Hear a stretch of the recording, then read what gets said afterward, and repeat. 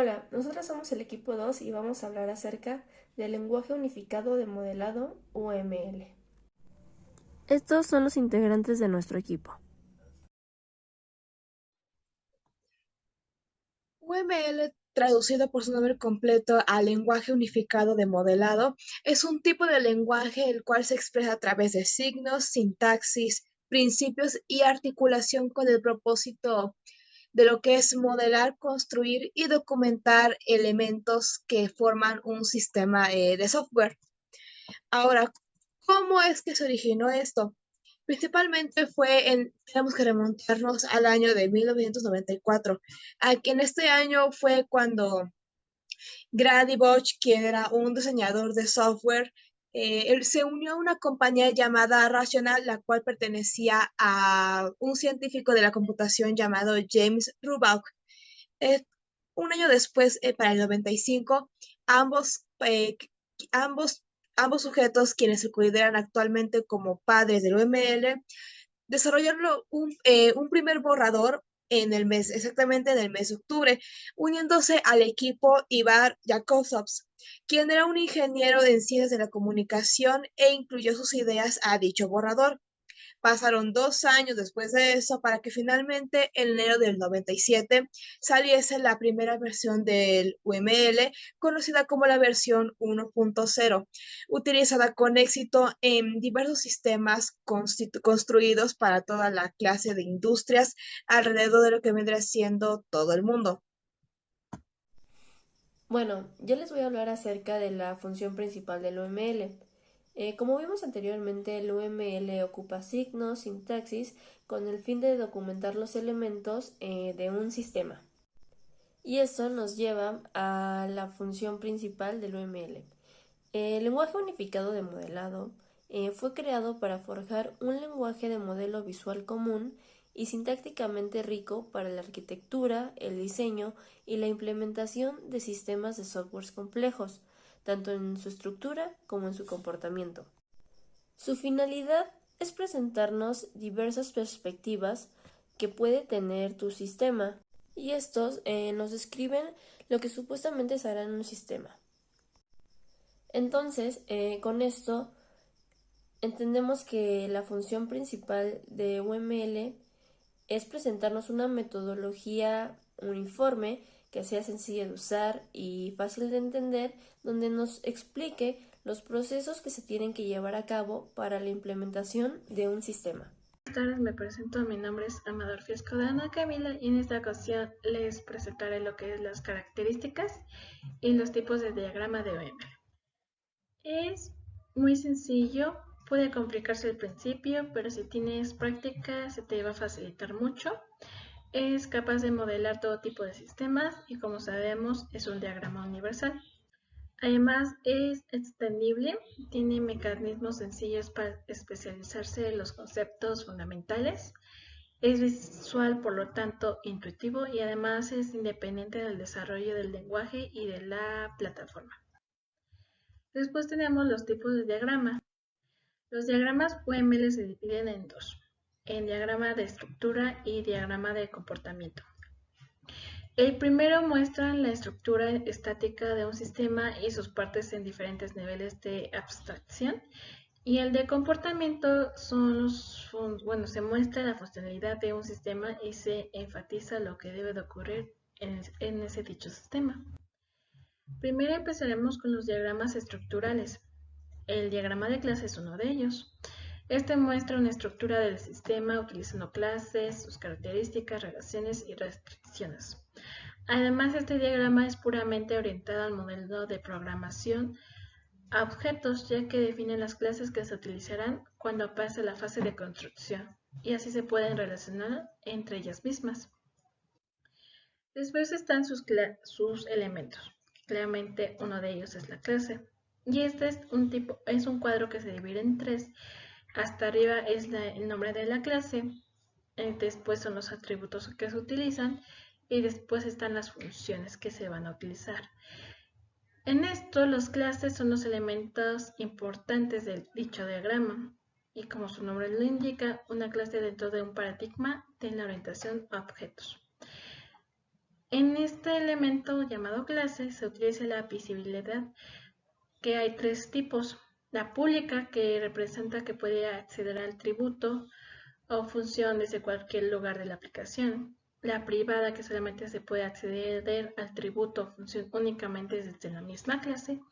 Y la protegida, que solamente se puede acceder únicamente desde la misma clase o las clases que heredan de ella. Después tenemos a las relaciones, que puede ser de asociación, que representa la dependencia semántica, y esta se representa con una línea continua. Después agregación, que representa las relaciones en las que un objeto es parte de otro, pero aún así debe tener existencia en sí mismo. Y esta se representa con una línea continua, pero en el frente tiene un rombo que no está relleno. Después tenemos a la composición, que este representa una relación jerárquica entre un objeto y la parte que lo compone. Y esta se representa con una línea continua con un rombo relleno en la clase que es compuesta. Después tenemos a la de dependencia, que representa que una clase requiere de otra para ofrecer sus funciones. Y esto se representa con una línea discontinua, que va desde la clase que se necesita a la otra que es necesaria. Después tenemos a la de herencia, que representa una clase que recibe atributos de otra clase. Esto significa que ya en la siguiente clase ya no tenemos que poner los atributos que están en común. Después tenemos a la interfaz, que es una entidad que declara series de atributos, funciones y obligaciones. Y su representación es similar a lo que es la clase, pero indicado arriba la palabra interfaz, como se muestra en la imagen.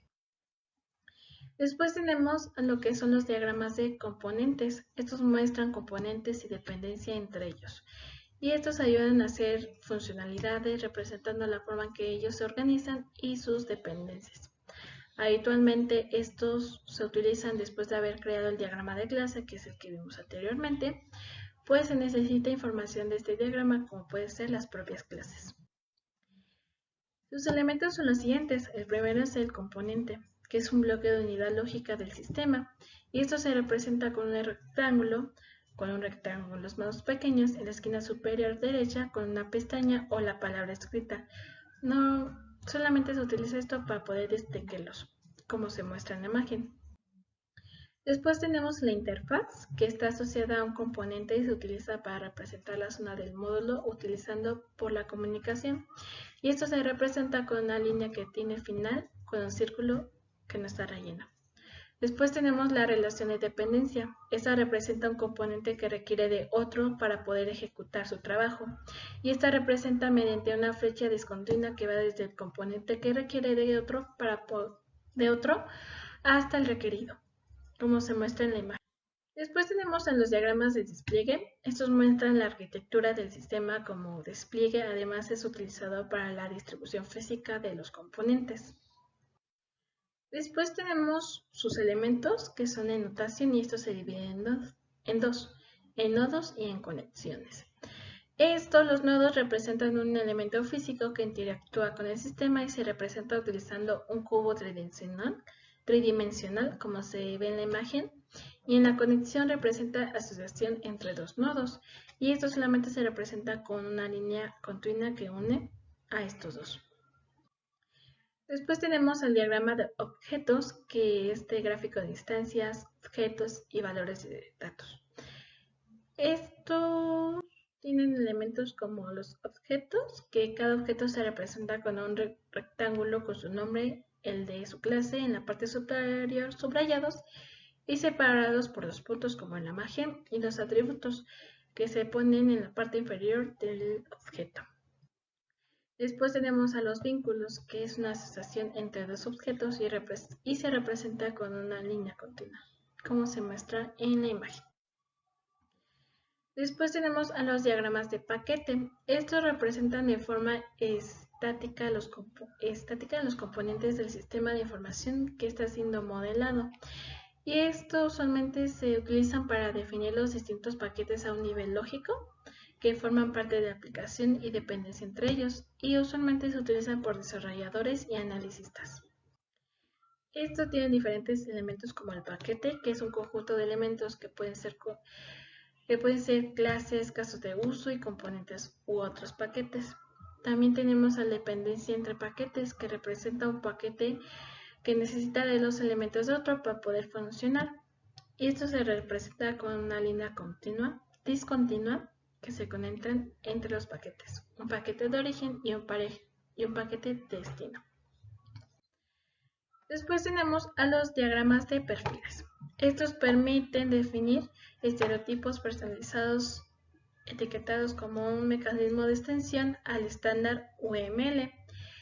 Estos pueden extender para un uso con una plataforma de programación, como por ejemplo el Microsoft o la plataforma de Java o Framework. Esto tiene diferentes elementos, por ejemplo, el perfil, que es un mecanismo de extensión ligero al estándar UML, la metaclase, que es clase de perfiles y un elemento empaquetable que puede extenderse a través de los estereotipos. Clase de perfil y define como una metaclase existente, puede extenderse como parte de un perfil y estos son los estereotipos. Es la relación de asociación que se utiliza para indicar las propiedades de una metaclase y estas son la extensión. Y la referencia, que son las relaciones de importancia. Después tenemos a los diagramas de estructura compuesta. Estos muestran la estructura interna de un clasificador estructurado y esta está compuesta por, o sea, se desempeña una función similar a un diagrama de clase, pero este le permite entrar en más detalle al describir una estructura interna de varias clases y mostrar la interacción que hay entre ellas. Sus elementos son la parte, que representa una función desempeñada en tiempo de ejecución, la colaboración, que es más abstracta que un clasificador estructurado, el puerto, que es un punto de interacción que se puede usar para conectar los clasificadores estructurados con unas partes o con el entorno. También con el clasificador estructurado, que representa una clase cuyo comportamiento se puede describir completa o parcialmente a través de las interacciones. Un conector que puede unir una o más entidades y además de un clasificador encapsulado, que este es un tipo de clasificador estructurado que contiene puertos. Después están los diagramas de comportamiento, que esta, a diferencia de los diagramas estructurales, muestran cómo se comporta un sistema de información de forma dinámica. Es decir, esto describe los cambios que sufre un sistema a través del tiempo cuando está en ejecución. Son utilizados para representar una forma en que un sistema hace implementación y estos son los diagramas de actividades, ya que estos muestran una secuencia de acciones, un flujo de trabajo que va desde un punto inicial a un punto final. Estos tienen diferentes componentes, por ejemplo, el estado final inicial, que son puntos de inicio y fin de un proceso, los objetos, que son materiales o datos creados en una actividad, la actividad o estado de acción, que consta de una actividad única que inicia una secuencia de acciones, además de tener decisiones que son tomadas antes de continuar otra acción, las señales, que indican la ejecución de acciones externas al sistema que pueda modificar, y las acciones, que son dentro de una actividad que se ejecuta una acción a través del sistema o usuario para hacer una tarea. Después tenemos a los diagramas de caso de uso, que estos muestran de una manera visual las distintas funciones que puede realizar un usuario de un sistema de información. Y estos se dividen en diferentes elementos. Los primeros son los actores, que es algo o alguien que es externo al sistema. Esto pueden ser personas u otros sistemas que interactúan con el sistema que estamos haciendo. Los casos de uso, que representan una de las funciones que realiza el sistema. Después tenemos las relaciones, que cuando se conectan los casos de uso con los actores o caso de uso entre sí, se deben de utilizar. Cuando se conecta un actor con un caso de uso, se representa como communique con una línea continua. Después tenemos cuando se conecta con casos de uso entre sí, se utilizan dos tipos de relaciones. Includo, que es cuando siempre se utiliza, y cuando puede ser opcional ese caso de uso. También tenemos a los diagramas de máquina de estados, que estos se utilizan para mostrar los estados por los que pasa un componente de un sistema de información, y esto modela una situación durante la cual se cumplen algunas condiciones invariantes. Después tenemos algunos elementos de este diagrama, que son estados, que pueden ser simples o compuestos. Los simples no tienen regiones ni estados de submáquinas y se representan con un rectángulo con esquinas redondeadas, con el estado en el centro. Después tenemos al estado compuesto. Estos sí tienen subestados, además se presentan con un subdiagrama de un estado interior. Después tenemos a los pseudoestados, que se conectan con múltiples transacciones en ruta de estados más complejos. Esos hay dos, inicial y final. El inicial representa el comienzo de un diagrama y este se representa con un círculo relleno pequeño. Y también está el final, que representa el final del diagrama, y este se representa con un círculo que rodea otro círculo relleno negro. Después tenemos otro elemento que es la transición, que esta es la relación dirigida entre un estado de origen y un estado de destino. Y este usualmente se representa con una flecha que va desde el estado de origen al de destino. Después tenemos a un subconjunto de diagramas de comportamiento, que son diagramas de interacción. Entre ellos está el diagrama de secuencia, que este representa el intercambio de mensajes entre distintos objetos del sistema para poder cumplir con su funcionalidad.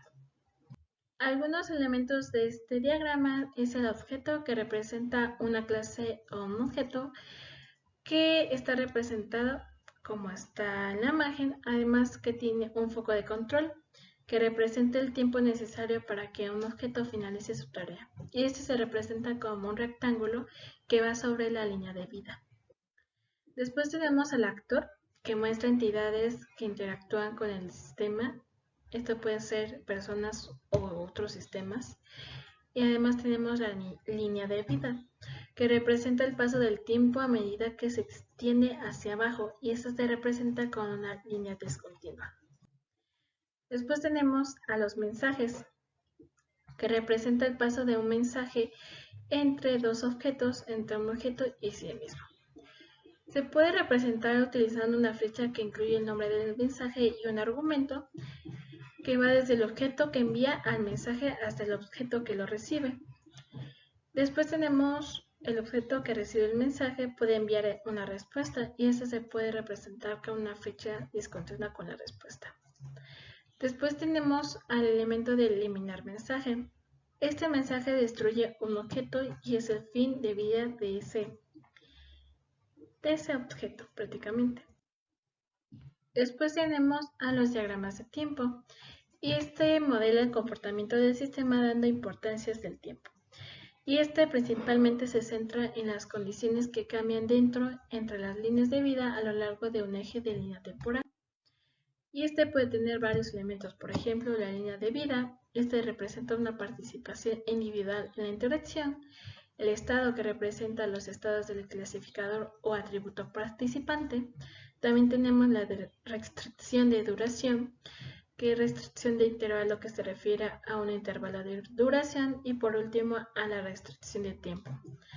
Este es un intervalo que se refiere a un intervalo de tiempo.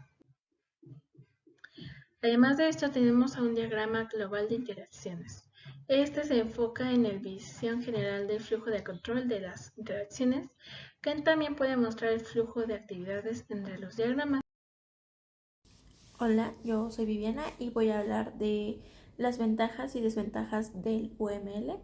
En esta parte de las ventajas tenemos como primer punto que es un lenguaje, una notación que es usada para expresar un diseño. Como siguiente punto es que expresa la intención que tiene el actor, en este caso el usuario. Como tercer punto es que se puede usar para diferentes tipos de sistemas. Y un punto igual importante es que extrae los requerimientos del usuario y del sistema, como también centra al analista en las tareas principales del usuario.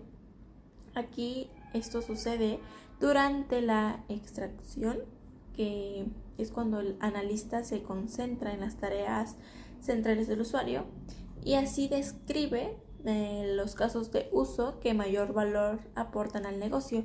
Esto facilita la priorización del requerimiento.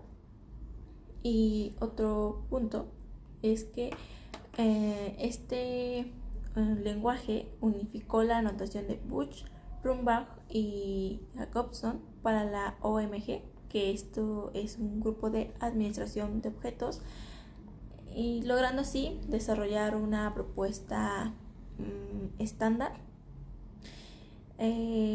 Otro punto es que propone un estándar para el intercambio técnico de modelos y diseños, así como también lo define un metamodelo, que es donde un diagrama define la sintaxis de la notación UML.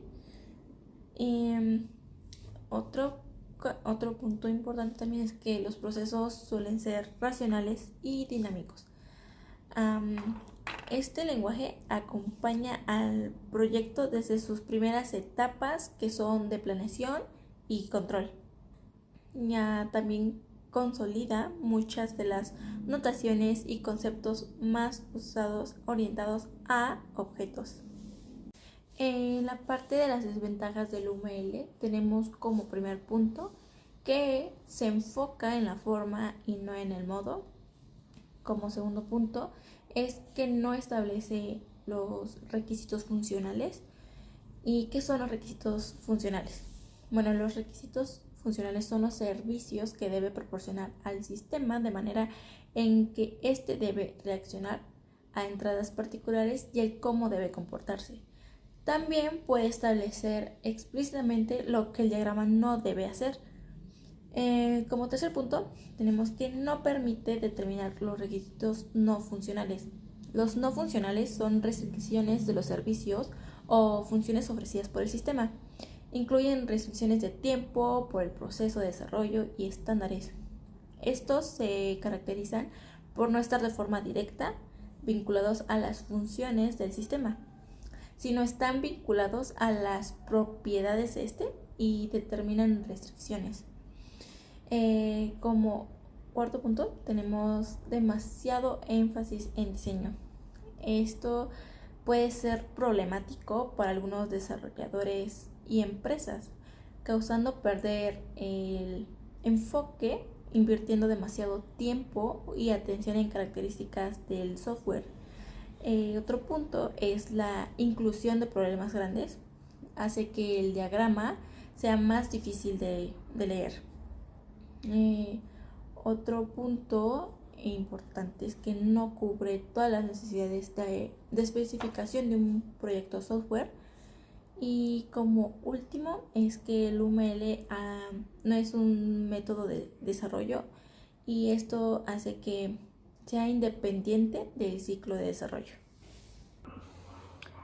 Yo les voy a presentar los ejemplos de los principales módulos de UML, y en primer lugar tenemos los diagramas de estructura.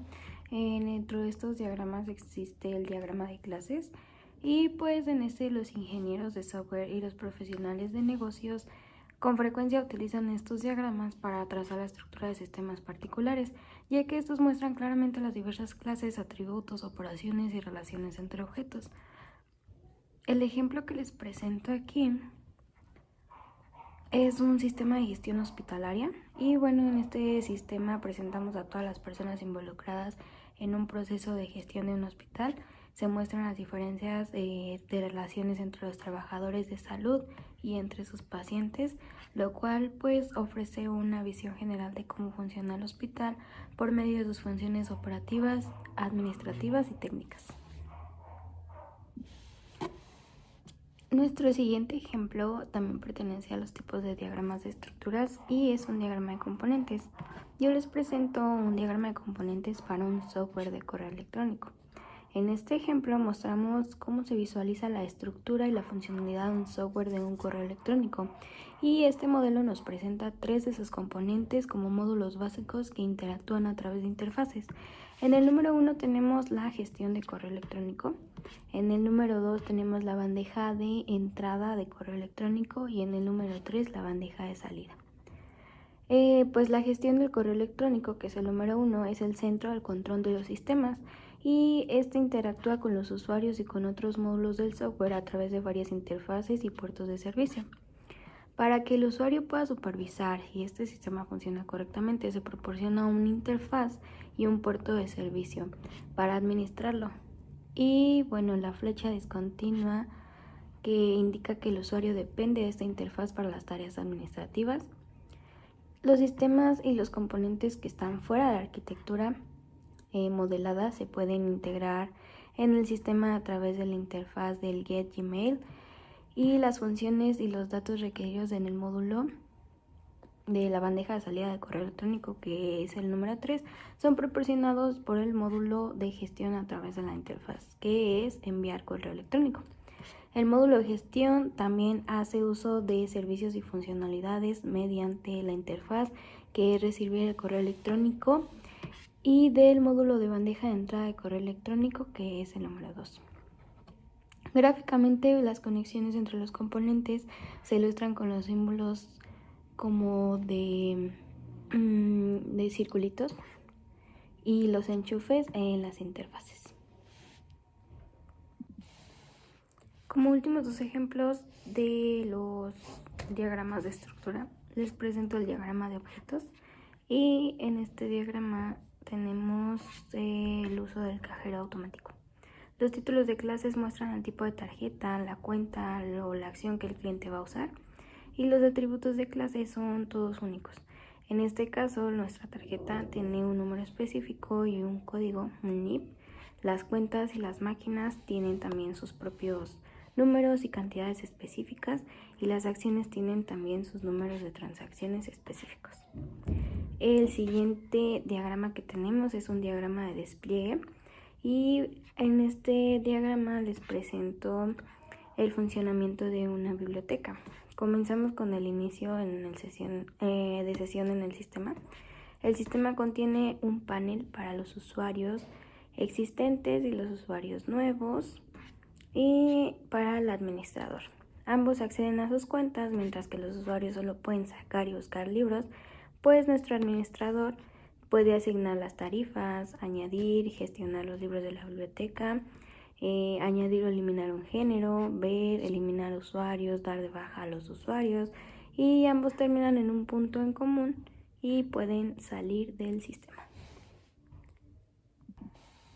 Dentro de los ejemplos de los diagramas de comportamiento nos encontramos con el diagrama de actividades, y bueno, muchas veces nosotros requerimos hacer una actividad en línea, que sería un ejemplo revisar un correo electrónico o pedir ropa o administrar finanzas, y pues esto nos requiere un inicio de sesión en algún sitio web o en alguna página web. El diagrama que yo les presento aquí es un diagrama de actividad que muestra el proceso de inicio de sesión en un sitio web, desde colocar tu nombre de usuario y tu contraseña hasta el inicio de sesión correctamente dentro del sistema.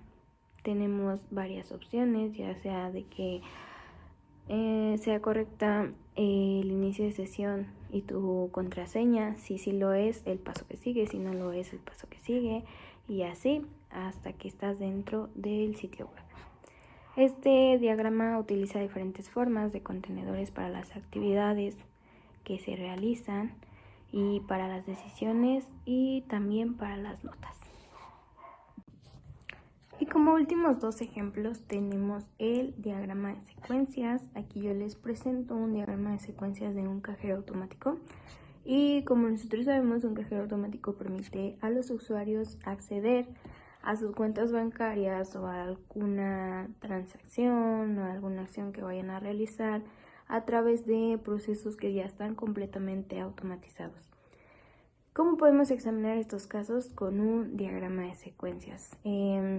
Este proceso se puede entender mejor, se puede manejar mejor viendo este diagrama.